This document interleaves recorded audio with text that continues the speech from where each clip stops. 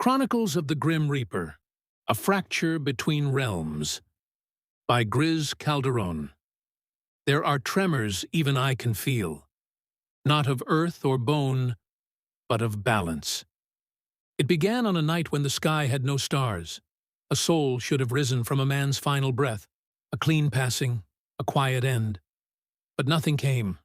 I reached for it, and found only absence, not rejection, not resistance, just nothing. That was the first sign, the fracture. I did not know where it led, only that I had never followed such silence before.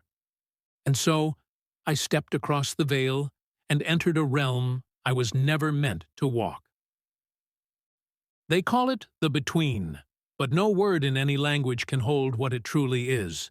There is no time, no air, no death, just things that exist in the absence of life.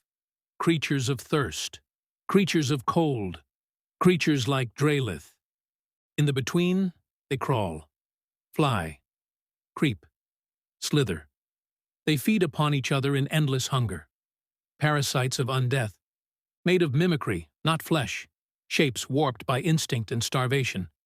Some wear wings of bone, others trail like ribbons of shadow.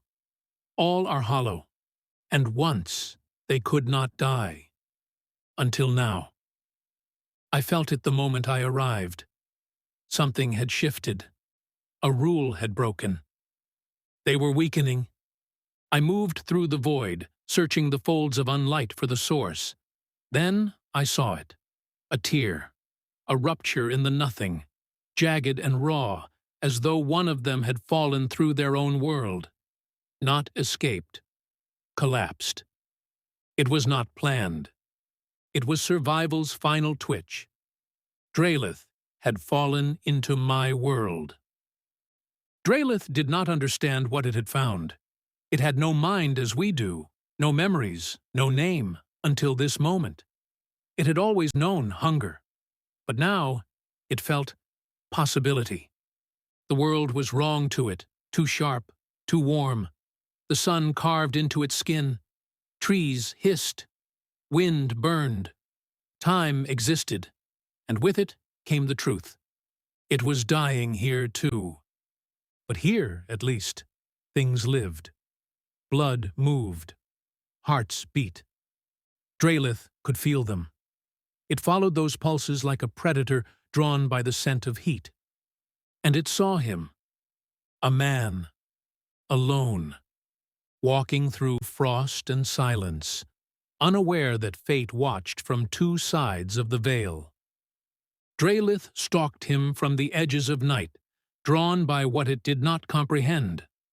Not power, not flesh, something deeper, something lasting.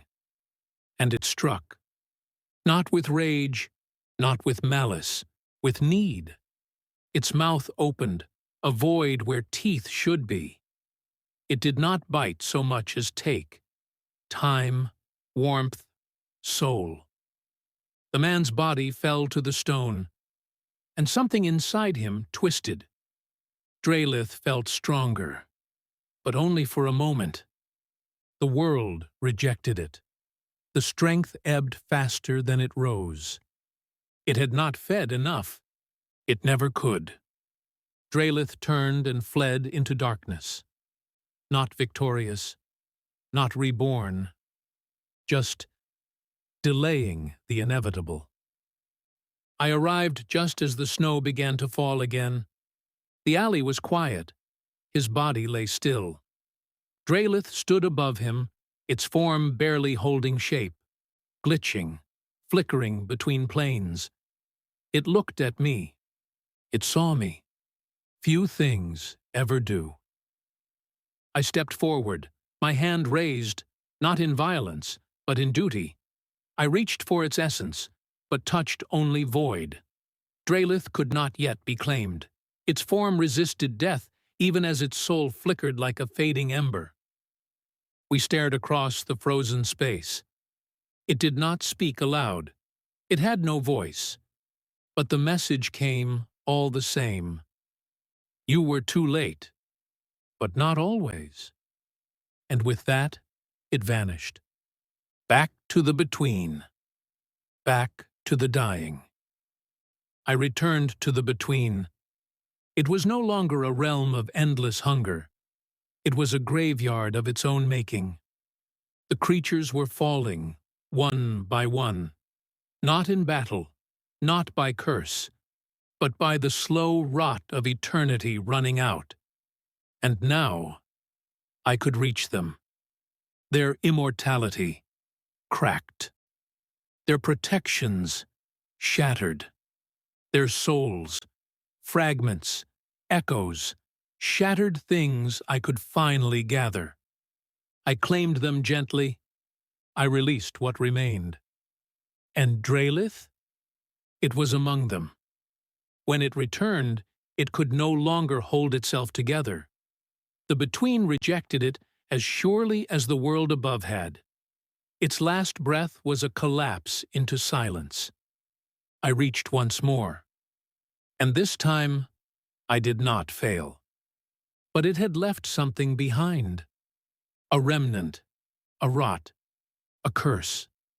And somewhere in the mortal world, that man, Valen, took his first step toward the woman he loved, toward the end of who he had been, toward what he would become.